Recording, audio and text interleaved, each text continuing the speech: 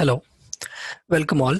So in this tutorial or in this video, I'm gonna present about the wine quality prediction. So it's basically using the machine learning models to predict the quality of the wine. So let's get started. So let me go over the problem statement first. So it's basically often difficult to gauge the quality of wine by just looking at the label of ingredients, what has been there, and so on, right? So, however, tasting and smelling cannot be feasible at all times, right? So it can be, in fact, act as an alternatives, but it can't be feasible always. So that's one of the reasons why using the machine learning sort of a models to gauge based on the performance or so to gauge the quality based on the ingredients would be quite helpful. So in this presentations, I'm going to briefly take you over the various parameters that can be used to analyze the features or the quality of the wine, right? So here the quality of wine can be think of a target variable, and all the other ingredients that's been used to prepare this wine can be used as the independent variables to predict the quality of the wine. So let's get started. So let me take you over to the the list of ingredients that's been used to prepare the wine. So here, for example, the fixed acidity is most acids involved with wine are fixed or non-volatile. What it means is basically when I say volatility, it doesn't evaporate readily. Similarly we have volatile acidity, and then for example the citric acid, it's kind of found in very small quantities, which I can show you through the when once we glance through the data set.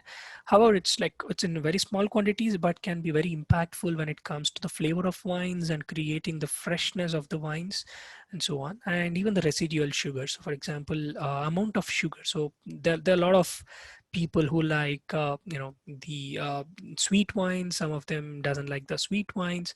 So amount of sugar also so basically when we say the residual sugar, it's the amount of sugar that's remaining after fermentation. So it's when you think if you are aware of the wine preparation, so there's a fermentation process wherein the amount of sugar kind of reduces down. It will not be the same level as what you would have used while you're preparing the wine. So it's basically the amount of sugar that's been remaining after the fermentation has been done. So that's basically the residual sugar. So if it's been greater than 45 grams per liter, then it's something the wine is considered sweet. So similarly, we have chlorides. It's like basically the amount of salt in wine. And then we have free sulfur dioxide, which basically helps you in the microbial growth preventions and also oxidations of the wine, right? And again, I think we would all know the pH quality, which basically describes whether it's acidic or basic. So if I take a scale of the pH values, I can just say that, 0 being a very acidic and the 14 in the scale being very base oriented. So similarly, we have total sulfur dioxide and the free sulfur dioxide, as we have seen in the previous slide, and also we have a density, which can also be very helpful in order to figure out the quality of the wine. So here I've given you the snapshot of the data set that we are going to use. So it's been like you have several independent variables and the quality being a target variable. So here we have a quality all the way ranging from 2 to 9, 9 being the best and 2 being the lowest quality. Right, with that, let me get and give you a glimpse through the assumptions that we have basically taken or that we have assumed in this particular target, in this particular data set, right? So the quality of wine has been the target variable, as I've seen or as I've explained you previously, with the various values ranging from 2 to 9. Again, as I said, 2 being the worst or the bad quality and 9 being the best quality of the wine. Rather than seeing this as a regression problem, right? So we have a pretty finite number of quality metrics or the qualities that can be predicted. So what I've done is I've converted the problem into classification by encoding the quality as bad and good. So when I say bad, what I've done is if a quality value that has been ranging from 2 to 6.5, I've categorized it as a bad. But if it's been between 6.5 to 9, I've classified it as good. So dataset also has around 1,179 duplicate rows, which can kind of dilute the dataset. So hence I've removed that particular dataset. And I've also normalized the data using the min-max scaler. Again, it's kind of debatable that you can use any other scaler or normalization methodology to get the data into the same range. And I've also used a hyperparameter tuning for both decision trees and the random forest models that I've used in this particular technique.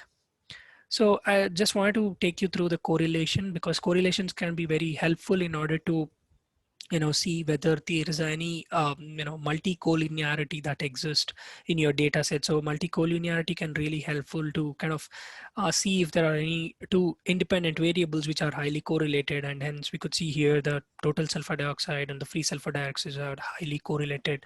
So we can kind of remove either of them, and then I have not removed any of the others except the total sulfur or the free sulfur dioxides, which have been highly correlated. So with that, I wanted to just take you through over the pair plot, which can also give us some kind of good amount of visibility in the various independent variables. So I just wanted to take you through my Jupyter notebook, where you could see that the citric acid is basically saying from the, so I've used hue or saturation as the quality. So orange basically says it's a good quality wine. The blue signifies it's a bad quality wine. So here we could see that higher values of citric acid has been kind of saturated, or it's not saturated, but it's concentrated, and giving us saying that high citric acid kind of signifies it's a good quality wine. And similarly, we could see also about the sulfur dioxide going forward, even the chlorides for that matter. And we could see that higher sulfates is making a bit on the other side, the quality of wine has been bad, and others are pretty balanced, I would say, except the chlorides and sulfates. So let's get back to our PPT. So then here I wanted to take you through the models that I've used for the prediction.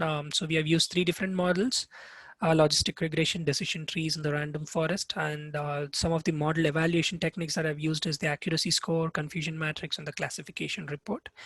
So after the modeling has been done, so I just wanted to take you through the insights into the evaluation. So there are, as I said, we have used 3 different modules, sorry, 3 different models. So here I've given you the classification report for the logistic regression. On the left-hand side, you could see for the training data set and the testing data set. So here we could see that accuracy has been pretty balanced between the train and data set. So it's not been like, case of either underfitting or the overfitting. So it's kind of pretty balanced, I would say. However, we could see that the precisions and the recalls, the precision has been quite good, but again for the bad quality predictions. However, coming to the good quality predictions, it's kind of not pretty good in terms of precision. I would say why I'm stressing upon precision more rather than recall. So again, if I go back to the random forest here, the accuracy scores have been pretty good on the training dataset, but kind of low compared to that in training dataset. And the test dataset, it's been at just around 82. So I would see a bit of overfitting here, having a low bias and high variance. However, so accuracy has been pretty good at training, but testing in datasets has been a bit of dipper. However, we could see the precisions have been pretty good here. However, you could see in the testing data set that precisions have been come a bit low. Again, one thing that I wanted to highlight here is the fact that here the false positive is pretty important to handle in this particular case. The reason is, if we consider what positive is basically you're predicting the wine value is good, so the quality of the wine is good. So false positive is the case where you have predicted the quality of wine as good. However, the customer is saying that this is the bad wine. So this might really have a huge business impact. So having a good precision values, which gives us a false positive rate, is pretty important here. So that kind of gives us the sensitivity. So hence, I would say that random forest is pretty having a good precision values compared to that has that of logistic regression. So we could also in my assumption, again, it's a debatable, but in my assumption, random forest is the one which I think has a pretty good the model I mean, it's kind of a winner in terms of the evaluations coming, especially with respect to the precision. So that's pretty much I had for for the presentation today. So thanks for listening.